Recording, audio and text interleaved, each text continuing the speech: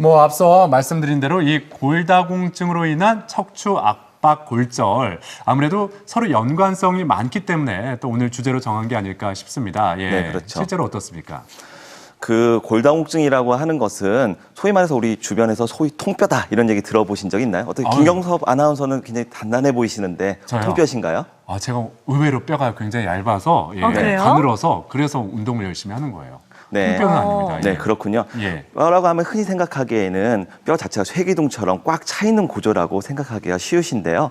사실 뼈는 피질골이라고 해서 얇은 뼈가 스폰지 뼈라고 하는 우리 듬성듬성 구멍 뚫린 뼈 있지 않습니까? 예. 그거를 갖다가 둘러싸고 있는 구조로 되어 있습니다. 그런데 갖가지 원인에 의해서 이런 스펀지 구멍이 뽕뽕뽕 뚫리면서 뼈가 약해지게 되겠죠. 마치 비스켓이 부서지듯이 뼈가 잘 으스러지는 상태가 되는데요. 이런 상태가 될 때 가볍게 넘어지거나 그런 어떤 가벼운 외상에도 뼈가 잘 부러지게 됩니다. 그런 것 때문에 이제 심한 통증도 물론 생기게 되겠고 또 척추뼈 뒤는 이제 신경이 지나가게 되는데요. 네. 그런 신경 자체를 누르게 돼서 마비 증상까지 올 수가 있습니다. 네, 그렇군요. 중년 여성들에게 많이 나타나는 게 또 골다공증이잖아요. 원인은 어디에 있을까요? 네, 뼈가 약해지는 원인은 선천적인 유전적인 원인도 있겠지만 2차적인 환경적인 요인도 굉장히 많이 있습니다. 일단 여성의 경우 조기 폐경, 류마티스 관절염, 또 신장 질환을 알아서 과도하게 스테로이드를 오래 사용했거나 또 흡연, 운주 등을 과도하게 하는 경우도 뼈가 약해질 수가 있습니다. 또 과거에 뼈가 부러졌던 골절력이 있거나 혹은 저체중, 또 부모 형제 중에서 또 뼈가 골절돼 가지고 다치신 경우가 있는 경우 등도 원인이 될 수가 있습니다. 특히 중년 여성의 경우는 그 에스트로겐이라는 우리 여성 호르몬 있지 않습니까? 그게 예. 감소하게 되는데요. 이 에스트로겐이라고 하는 호르몬은 일단은 뼈의 파골 세포, 뼈를 부수는 세포를 갖다 억제하는 역할을 하게 되는데요. 이 호르몬이 줄어들게 되면 당연히 뼈를 흡수를 하는 파골 세포를 억제할 수 없겠죠. 그렇기 때문에 뼈가 약해지고 잘 부서지게 됩니다. 그렇군요. 근데 우리가 골다공증 평소에는 아무 증상이 나타나지 않기 때문에 네. 어떤 건강 검진이나 검사를 통해 발견되는 경우가 많습니다. 실제로 이 골다공증 아무 증상도 평소에는 없는 건지 좀 더 구체적으로 짚어보면 좋을 것 같아요. 네, 뼈는 살아있는 조직입니다. 손이 왜 단단하게 죽어있는 조직 같아 보이지만 살아있는 네. 조직인데요. 뼈를 만드는 조골세포라고 하는 뼈를 만드는 세포가 있고 또 뼈를 흡수하는 파골세포라고 하는 그런 세포가 있는데 이게 잘 균형을 이뤄서 이제 존재하게 됩니다. 그런데 이런 이게 서로 균형이 깨지면서 해면골이 듬성듬성하게 되는데요. 이런 거를 갖다가 골다공증이라고 합니다. 골다공증 자체는 그 자체로서는 통증을 일으키지 않기 때문에 부러지지 않는 이상은 이제 증상이 나타나지 않겠죠. 골절이 되게 되면 통증이 나타나기 때문에 병원을 방문하시게 되고요. 이때 이제 골다공증 검사를 통해서 골다공증을 진단받게 됩니다. 그러면 평소에 이렇게 찬바람이 불면 뭐 뼈가 시리다 뭐 이렇게 어르신들 많이 말씀하시는데 그런 네네. 증상도 전혀 나타나지 않나요? 일반적으로 골절이 되기 전까지는 약간의 통증 위에는 별다른 통증을 느끼지 못하십니다. 그렇군요. 네. 그러니까 말씀하신 것처럼 특별한 증상이 없다 보니까 심각하게 진행되는 경우도 있을 것 같은데요. 이게 그냥 두면 안 되는 굉장히 위험한 질환인 거죠. 네, 그렇습니다. 골다공증의 위험 요인을 가진 사람들이 갑자기 등 쪽에 통증을 호소하거나 키가 줄어든다 이러면은 골다공증을 좀 의심을 해보셔야 됩니다. 특히 골다공증에 의해서 대퇴골절이 일어나는 경우에는 수술이 반드시 필요한데요. 일단은 그 수술 후에도 이제 합병증 등이나 이런 것으로 인해서 사망률이 좀 증가하게 됩니다. 또 이제 대퇴골 환자들은 수술 이후에도 잘 못 걷게 되고 재활 치료가 많이 필요하게 되는데요. 이런 것 또한 또 사망률을 좀 높이게 되겠죠. 골다공증으로 인한 골절 이후의 사망률은 연령에 따라 비례하게 되는데요. 특히 이제 70대 이상에서는 30에서 40% 정도의 사망률을 보이기 때문에 상당히 심각한 질환이라고 할 수 있겠습니다. 그렇군요. 보통 우리가 그 골절상을 입으면 그냥 뼈에 금이 갔거나 부러져서 나중에 시간이 지나면 다시 붙겠지 이 정도로 생각을 하는데 이렇게 생명의 위협까지 줄 수 있는 그런 거군요. 예. 네, 그렇습니다. 대퇴골 골절로 인한 사망률을 남자에서 여자보다 더 높게 나타나게 되는데요. 예. 대퇴골 골절에 의한 사망률은 첫 1년 동안에 가장 높게 발견이 되고요. 일반적으로 대퇴골 골절 후 첫 1년 내 사망률은 70대 이상에서 30에서 40% 정도로 알려지고 있습니다. 그렇군요. 네. 지금 표로 나타나고 있는데요. 네네. 연령이 증가하면 증가할수록 사망률은 급격하게 높아지기 때문에 이제 골다공증을 잘 예방해서 골절 예방하는 것이 굉장히 중요하겠습니다. 네. 남성이 대퇴골절 후에 그런 1년 후에 사망률이 굉장히 높네요. 남성도 예. 네, 그렇습니다. 남성분들이 주로 또 외부 활동을 많이 하시다가 예. 또 골절이 또 흔하게 더 발생을 하게 되는데요. 네. 이제 골절된 다음에 주로는 이제 병원이나 아니 집에 이제 누워 있게 되면서 그 외에 이제 내과적인 합병증들, 폐렴이라든가 욕창이라든가 그런 것이 발생하면서 사망률이 기하급수적으로 늘게 됩니다. 그렇군요. 네. 예. 중년 여성들이 골다공증을 앓는 이유 중 하나로 이제 폐경을 꼽아 주셨잖아요. 네네. 그럼 폐경기 이후에 여성들은 어느 정도나 골다공증을 앓고 있을까요? 네, 통계 수치를 먼저 보시겠습니다. 골다공증의 통계 수치를 본다면 우리나라 국민의 경우 질병관리본부가 2012년 건강 행태 및 만성질환 통계를 발표했는데요. 50세 이상 여성 중에 30에서 40%가 골다공증을 가지고 있고 남성의 경우 10% 정도가 골다공증을 가지고 있다고 조사가 되었습니다. 또 국민영양조사 2008년도 국민 건강 통계를 보면 50세 이상의 여성 중 80%, 남성은 50%가 골다공증 또는 골감소증을 가지고 있는 것으로 나타나 있습니다. 네. 특히 골다공증이 잘 알려진 여성의 경우도 약 80%가 진단을 받지 못하고 있고 또 약 90%는 제대로 치료를 하고 있지 않습니다. 대부분의 사람들이 골다공증인지 모르고 지내고 있고 골다공증을 가볍게 생각하고 치료하지 않고 있다는 뜻입니다. 그렇군요. 여성의 비율이 높을 뿐이지 여성에게만 나타나는 건 아니다 이런 생각이 듭니다. 그렇다면은 이 골다공증이 특별히 위험한 그런 위험군이 따로 있을까요? 네, 골다공증을 이제 연구하는 이제 세계보건기구에 발표한 지표가 있는데요. 그때 지표에서 위험한 인자로서 발표한 것이 고령의 여성, 적은 체질량 지수를 가진 분들, 과거의 골다공증, 골절 병력, 부모의 대퇴골 골절 병력, 류마티스 관절염을 앓는 경우, 또 2차선 골다공증을 만드는 스테로이드 계열의 약물을 과도하게 사용했던 경우, 또 당뇨 등 내분비 질환, 또 만성 신부전증 등을 앓고 있는 경우, 또 현재 흡연자들, 또 과도한 음주를 하시는 분들로 그런 분들도 위험한 요소로 알려져 있습니다. 근데 여기서 네. 좀 궁금한 점이 체질량 지수가 적으면 또 그렇게 위험하다 말씀하셨잖아요. 네네네. 체질량 지수가 많으면 많을수록 좋은 건가요? 어떻습니까? 김지원 아나운서 같은 경우는 다이어트를 좀 하시나요? 네, 열심히 하죠. 네네. 이제 되게 뼈는 이제 20대 중반까지 뼈가 만들어지게 되는데요. 특히 예. 이제 우리나라 같은 경우 또 전국 세계적으로 마찬가지죠. 다이어트 많이 하다 보니까 몸에 이제 체중이 이제 낮게 됩니다. 그러다 보면 뼈에 계속 이제 스트레스를 가해지면서 뼈가 만들어져야 되는데요. 네. 이제 젊었을 때 뼈를 갖다 충분히 만들지 못하게 되는 거죠. 이런 상태에서 이제 나이가 들어가면서 50대, 60대 되면 뼈가 이제 빠지게 되는데요. 예. 기존에 이제 건물이 좀 약하기 때문에 이제 골다공증이 생기게 되면 더 쉽게 무너지게 되는 경우가 됩니다. 그래서 이제 여성분들이 또 골다공증이 흔하게 되고요. 또 요즘 또 이제 햇빛이 강한 이제 가을철인데 이제 햇빛에 의해서 비타민 D가 합성을 해야 되는데 네. 요즘 선크림도 많이 바르시고 햇빛을 많이 피하시잖아요. 그렇죠. 이런 것 때문에 이제 우리나라 등 이제 북반구 쪽에 있는 국가에서는 햇빛을 많이 못 받기 때문에 비타민 D가 합성이 좀 적어지고 이것 때문에 뼈가 약해지는 경우도 굉장히 많습니다. 네. 그렇군요. 그렇기 때문에 평소에 이제 검진을 좀 잘해줘야 되지 않을까 싶은데요. 골다공증을 진단하는 방법은 어떤 게 있을까요? 네, 골다공증은 아까 말씀드린 것처럼 특별한 증상이 없기 때문에 대부분 골절 이후에 병원에서 발견하게 됩니다. 하지만 검사 진단법은 의외로 굉장히 간단한데요.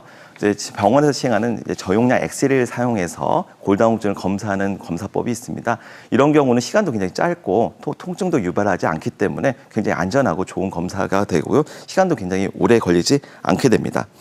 그다음에 이런 어떤 그 검사 결과 중에서 이건 이제 정구분포로 T 값으로 나타나게 되는데요. 만약 2.5 이상, 이제 숫자가 커지면 사람들이 좋다고 생각하시는데 네. 이제 숫자가 커지면 커질수록 이제 뼈가 약하다는 뜻이고요. 우리나라에서는 마이너스 2.5 이상을 골다공증 진단 수치로 우리가 설정하고 있습니다. 그렇군요. 그렇다면 이렇게 골다공증 진단 어렵지 않다 말씀을 해주셨는데 만약에 골다공증이 있다 싶으면은 치료에 들어가야 될 텐데 치료 방법은 어떤 것들이 있을까요? 네, 뭐 골다공증 치료 방법은 일상적으로 이제 계속 꾸준하게 해주시는 게 중요한데요. 가장 필요한 것은 운동입니다. 이제 규칙적인 운동을 해서 아까 말씀드린 그 뼈에 지속적인 자극을 주시는 게 굉장히 좋고요. 이런 운동법으로서는 이제 뭐 제자리 뛰기라든가 아니면 자전거 타기, 그다음에 걷기 등도 굉장히 도움이 많이 되고요. 아까 또 말씀드리는 것처럼 또 야외 활동을 또 통해서 비타민 D를 많이 합성할 수 있도록 또 도와주셔야 됩니다. 근데 대개 이제 약물을 통해서 우리가 이제 추천하는 것은 칼슘도 이제 많이 섭취를 하셔야 되는데 칼슘은 이제 하루에 1000에서 1200mg, 비타민 D 같은 경우는 하루 400에서 500 단위를 추천하고 있습니다. 근데 이제 그런 것들을 이제 충분히 섭취를 하기가 어려우시다면은 약물을 통해서 복용하는 것도 굉장히 좋은 방법이 되겠습니다. 또 이제 아까 말씀드린 것처럼 과도한 음주하고 흡연도 골다공증을 만들 수 있다고 말씀을 드렸는데요. 이런 걸 하시는 분들은 당연히 이런 것을 줄이시고 끊으셔야 되겠고요. 그 외에 이제 하루에 아까 말씀드린 운동도 규칙적으로 하는 게 좋습니다. 일주일에 한 2회 정도 이상, 15분 이상 야외에 나가셔서 네. 운동을 꾸준하게 해주시는 것이 중요하겠습니다. 근데 그 운동, 그 뼈를 튼튼하기 위해서 근력 운동 위주로 해야 되나요? 아니면 유산소 운동 위주로 하는 게 좋을까요? 네, 근력 훈련도 당연히 도움이 됩니다. 예, 예. 하지만 아까 말씀드린 것처럼 꾸준하게 길게 운동하는 게 중요하기 때문에 유산소 운동 과도하게 힘들게 생각하지 마시고 네네. 가벼운 이제 우리 뭐 하천변이라든가 집 주위를 갖다 산책하는 것만으로도 많이 도움이 되기 때문에 네. 너무 어렵게 생각하실 필요는 없을 것 같습니다. 그렇군요. 네. 예. 그리고 앞서 골다공증 환자가요, 골절이 쉽게 일어난다고 하셨는데 그렇다면 척추 압박골절과는 어떤 관계가 있을까요? 뭐 척추뼈라고 하는 것은 우리 몸의 기둥 역할을 하는 뼈지요. 계속 지속적으로 압력을 받을 수밖에 없는 상황입니다. 이런 상황에서 아까 뼈가 굉장히 약해져서 비스켓처럼 부서지는 게 골다공증이라 말씀을 드렸는데요. 가볍게 우리가 집에서 넘어지거나 야외 활동하다 넘어져도 쉽게 척추뼈에 골절이 올 수가 있습니다. 골절은 당연히 통증을 수반하게 되지만 척추 같은 경우는 뒤쪽으로 우리가 신경이 지나가기 때문에 이런 신경까지 압박될 경우 하지 마비 증상까지 올 수가 있는데요. 하기 때문에 이런 어떤 척추 압박 골절과 골다공증 굉장히 중요한 이제 연관성이 있죠. 사실 근데 넘어지는 거라든가 이런 외상은 우리가 예방할 수가 없지 않습니까? 예. 하지만 골다공증을 우리가 충분히 알고 대처를 한다면 예방할 수 있기 때문에 이 골다공증을 없애면은 넘어져도 쉽게 뼈가 부러지지 않겠지요. 아, 예. 아무튼 그 척추 압박 골절이 생기면은 고통이 굉장히 심할 텐데 뭐 고통뿐만 아니라 치료도 좀 더딜 것 같고 치료 과정도 좀 오래 걸릴 것 같고 예, 어떻습니까? 네, 아까 말씀드린 것처럼 척추라고 하는 건 뒤쪽으로 신경이 지나가게 되는데요. 이제 골절이 된 이후에 신경이 눌리는 증상이 있을 수 있으므로 잘 고정을 한 다음에 병원을 빨리 방문을 하는 것이 중요하겠습니다. 병원에 이제 방문한 이후에 심리학적 증상을 검사를 하시고 이후에 그다음에 뭐 별다른 이제 이상이 없다면 압박 골절만 있을 경우는 보조기를 2주 이상 착용을 하고 뼈가 붓는 데까지 기다리는 방법이 있겠죠. 네. 하지만 2주 이상 지났는데도 불구하고 통증이 심하거나 계속 이제 신경학적 증상이 있다면 수술적 치료를 고려해야 됩니다. 만약 신경학적 증상이 없다면 단순히 앞쪽의 뼈 시멘트를 이용해서 성형해주는 척추체 성형술이라는 시술 방법을 고려해 볼 수 있겠고요. 만약에 척추뼈가 30에서 40% 이상 이제 가라앉거나 인접 부분에 2-3마디 이상 골절이 있다면 뒤쪽으로 이제 후방 고정술을 해주는 커다란 수술을 진행해야 되는 경우도 있을 수 있겠습니다. 그 척추체 성형술, 뭐 시멘트를 발라준다고 이렇게 표현을 하셨는데 네. 우리 몸속에 이렇게 시멘트를 발라도 상관은 없나요?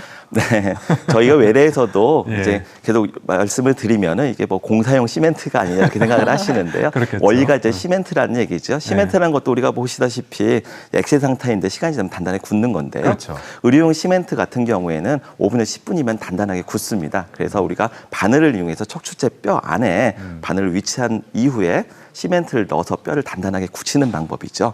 원리가 시멘트인데 뭐 감염이라든가 아니면 뭐 출혈의 위험성이 아주 드물게 있지만은 대부분 안전한 시술로 되어 있고 네. 많이 병원에서 시행하는 시술 중에 한 가지 방법입니다. 그렇군요. 예. 네. 앞으로 날씨가 더 추워지면은 이제 빙판길도 생길 텐데요. 척추 압박 골절을 예방하기 위해서는 최대한 넘어지지 않는 게 중요하겠네요. 네, 그렇습니다. 날씨가 추워지면 우리가 몸을 좀 움츠리게 되겠죠. 특히 고령자의 경우는 더 추우시면 움츠리고 잘 운동을 못 하시게 되는데요. 또 나이가 들면은 신체의 반응 속도가 떨어지기 때문에 다른 젊은 사람보다 쉽게 또 넘어지게 됩니다. 그렇기 때문에 이 골다공증은 아까도 또 말씀드린 것처럼 이제 골다공증과 골절은 상호 유기적인 관계이기 때문에 골다공증이 있는 또 고령의 분들이 넘어지면서 쉽게 또 골절이 발생하게 됩니다. 그래서 우리가 아까 말씀드린 것처럼 예방할 수 있는 골다공증을 충분히 치료해서 넘어져도 잘 골절이 안 되는 상태를 만드는 게 중요하겠고요. 이러한 이제 일상생활에서 할 수 있는 운동 중에서는 아까 말씀드린 것처럼 산책이라든가 자전거 타기, 수영 등의 지구력을 좀 키워주고 꾸준하게 운동을 할 수 있는 운동들이 좋겠습니다. 네. 자, 오늘 이렇게 건강 톡톡에서는 골다공증과 척추 압박 골절에 대해서 이야기 나누고 있습니다. 자, 그럼 여기서 가족 여러분이 저희 생방송 아침 좋다 앱을 통해서 남겨주신 질문에 대한 답변을 드리겠습니다. 네. 골다공증에 커피가 안 좋다고 해서 커피를 끊었습니다. 골다공증 환자들 식생활은 어떻게 신경을 쓰는 게 좋을까요? 네, 잘 하신 것 같습니다. 사실 서양 같은 경우에는 우유를 많이 먹는데도 골다공증이 동양보다 더 심한 경우가 많습니다. 그런 이유 중에 가장 큰 원인이 또 커피가 하나 또 나와 있는데요. 커피 같은 경우에는 그 뼈에 있는 칼슘을 우리가 바인딩을 붙어가지고 신장에서 잘 배출하게 하기 때문에 우유를 아무리 먹어서 칼슘을 많이 보충을 해도 골다공증이 잘 생기게 되고요. 예. 또 흔히 또 우리가 알고 있는 상식 중에 좀 틀린 거는 또 사골국물을 많이 드시면 뼈가 단단해질 거라 이렇게 생각을 하시고 예. 저희가 또 수술을 하게 되면은 병원에서도 사골국물 많이 이제 보호자분들이 드리게 되는데요. 예. 이런 사골국물 중에 인산염이 있는데요. 이런 인산염이 계속 이제 뼈에 바인딩이 되면 오히려 뼈가 단단해지는 것보다는 뼈에서 칼슘을 빼기 때문에 골다공증을 더 만들 수가 있습니다. 예. 따라서 이제 사골국물은 사실 뼈 건강에 별로 좋지는 않고요. 그래서 칼슘이 많은 우리 야채, 시금치 등에서도 칼슘이나 같은 무기질이 많기 때문에 네. 야채 섭취를 많이 하시고요. 아까 말씀드린 것처럼 야외 활동을 많이 하시는데 만약 그게 어렵다면은 요즘은 이제 종합 비타민제라든가 이런 것도 많이 잘 나와 있기 때문에 네. 충분히 칼슘과 비타민 D를 섭취하는 것이 굉장히 중요하겠습니다. 그렇군요. 네. 예. 자, 그리고 다음 질문인데요. 골다공증 환자가 하지 말아야 할 운동이나 도움이 되는 운동에는 어떤 게 있을까요? 하셨어요. 앞서 언급해 주셨지만 한 번 더 정리를 해 주실까요? 네, 골다공증에 특별한 어떤 운동이 다 고칠 수 있다 이렇게 얘기할 수 있는 건 없습니다. 하지만 아까 얘기한 것처럼 충분히 햇빛을 쬐을 수 있는 야외 활동을 할 수 있는 운동들은 다 좋은데요. 단 넘어지면서 골절이 생기는 경우가 많이 있을 수 있기 때문에 무리하게 이제 많은 이제 단순한 운동이 좋겠죠. 복잡한 운동을 하시다 보면은 이제 몸이 반응이 늦어가지고 넘어지면서 또 골절이 생기는 경우가 많기 때문에 그런 운동보다는 가볍게 산책하거나 걷기, 특히 또 자전거 타기는 사실은 이제 명과 암이 있는데 네. 이제 자전거를 타시다 넘어져서 골절인 분들도 굉장히 많거든요. 그래서 고령자 분들은 자전거는 조금 위험할 수도 있습니다. 그래서 네. 그런 이제 유산소 운동 중에 그런 건 좀 피하시는 것도 좋고요. 일단 넘어지지 않게 야외에서 오래 이제 걸을 수 있거나 뼈에 계속 자극을 주는 운동들이 골다공증 예방에 좋겠습니다. 그러니까 말씀 들어보니까 야외에서 햇볕을 쬐면서 할 수 있는 운동이 그렇죠. 도움이 많이 된다 이런 네네네. 말씀 같네요. 네.